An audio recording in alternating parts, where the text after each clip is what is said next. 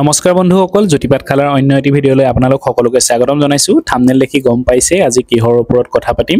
যিহেতু পৰহিলৈ graduate টিচাৰৰ result দিব, আজি তাৰ কাট অফৰ ওপৰতে কথা পাতিবলৈ লৈছো।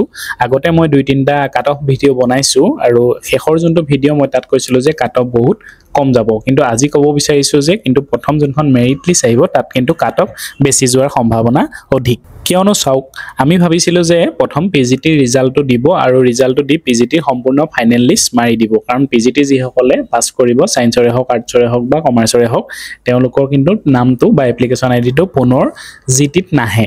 গতিকে এই 700-800 বা 1400 যিমান ল'ৰা ছোৱালীয়ে জিটিত পায় আৰু পিজিটি বৰ্ড পায়, তেওঁলোকৰ পোষ্টখিনি খালী হৈ যাব, অৰ্থাৎ অভাৰলেপিং নহয়। কিন্তু এতিয়া দেখা গ'ল যে পিজিটিৰ ফাইনেল লিষ্ট দিয়া নাই, অৰ্থাৎ ফাইনেল ৰিজাল্ট এতিয়ালৈকে দিয়া নাই, কিন্তু ইতিমধ্যে ঘোষণা কৰিছে যে গ্ৰেজুৱেট টিচাৰৰ ৰিজাল্ট দি দিব। গতিকে সেই ক্ষেত্ৰত সম্পূৰ্ণৰূপে অভাৰলেপিং হোৱাটো স্বাভাৱিক কথা। গতিকে কাৰোবাৰ নাম যদি দুবাৰ আহে, গতিকে তেওঁ ভেৰিফিকেশ্যনতো দুবাৰ যাব। গতিকে এই ক্ষেত্ৰত যদি কিবা এটা সিদ্ধান্ত যদি গভৰ্ণমেণ্টে নকৰে, কিন্তু সকলোৰে ক্ষেত্ৰত এক সমস্যা আহি যাব। আৰু ইয়াৰ উপৰি আৰু এটা কথা কওঁ, এনেকুৱাও হ'ব পাৰে, যিহেতু আগতে LP UPৰ ক্ষেত্ৰতো এনেকুৱা হৈছিলে, যেনেকৈ এতিয়া GT PGTৰ ক্ষেত্ৰত হ'ব পাৰে। গতিকে প্ৰথম মেৰিট লিষ্টত কাট অফ বহুত বেছি যাব পাৰে, কিন্তু 3-4খন মেৰিট লিষ্ট উলিয়াব পাৰে প্ৰভিজনেল। গতিকে প্ৰথমত যোনখিনি আছিলে 2 নম্বৰখিনি হয়তো PGTৰ যদি ৰিজাল্টটো খৰতকীয়াকৈ দি দিয়ে এটো মাহৰ ভিতৰতে, তেতিয়া হয়তো তেওঁলোক ভেৰিফিকেশ্যনত নাযাব, বা first merit list, second merit list এনেকৈ মাৰি থাকি ভেৰিফিকেশ্যন যদি কৰে, কিন্তু এটা সময়ত অভাৰলেপিং নাইকিয়া হৈ যাব। গতিকে এই সমস্যাটো কিদৰে সমাধান কৰে সেইটো আটাইতকৈ ডাঙৰ কথাতকৈ কিন্তু সমাধান হোৱাটো আটাইতকৈ বেছি ডাঙৰ কথা।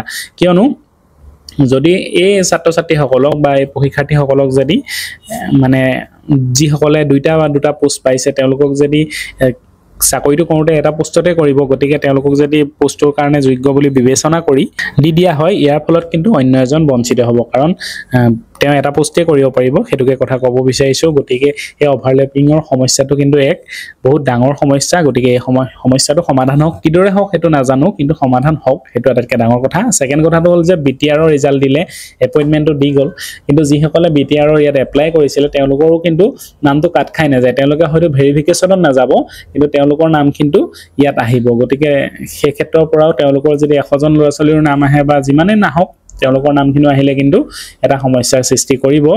ভৱিষ্যতে ভেৰিফিকেশ্যনত নাইকিয়া হৈ যাব। গতিকে ছেকেণ্ড যোনখন লিষ্ট ওলাব, হয়তো তাত কাট অফটো কমি আহিব, ইয়াত কিন্তু কাট অফটো কমি নাযাব, সেইটোকে আশা কৰিছোঁ। আৰু যদি তেওঁলোকে বেলেগ প্ৰচেষ্টাৰে লয়, তেতিয়া সেইটো বহুত ভাল কথা।